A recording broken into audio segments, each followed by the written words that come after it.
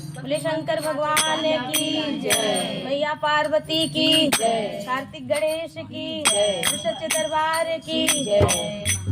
गौरी गजानन के न्योता पठवली, गौरी गजानन के न्योता पठवली, गुरु जी के घर में बोलाई करब, आवेदा परदेसी बलम के, आवेदा परदेसी बलम के, घरही में चर्चा करब करब, आवेदा परदेसी बलम के, घरही में चर्चा करब करब, आवेदा परदेसी बलम के, घरही में चर्चा करब करब, आवेदा परदेसी बलम के, घरही में चर्चा करब करब,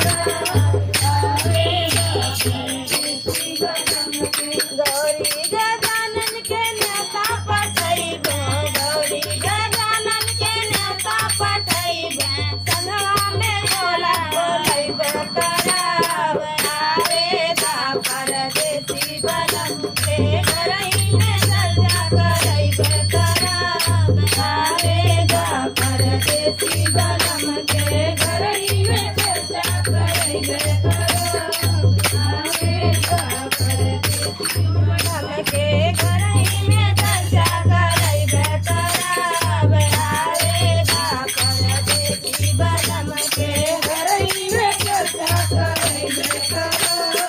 आवेदा परदेसी बलम के। बलमा के माया बलम हरू मरिया,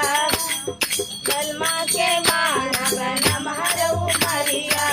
बलमा के माया बलम हरू मरिया, बलमा के माया बलम हरू मरिया, बलमा के माया बलम हरू मरिया, लमहर चंद्रा लगइबे करब, आवेदा परदेसी बलम के, घरही में चर्चा करब करब, आवेदा परदेसी बलम के, घरही में चर्चा करब करब, परदेसी बलम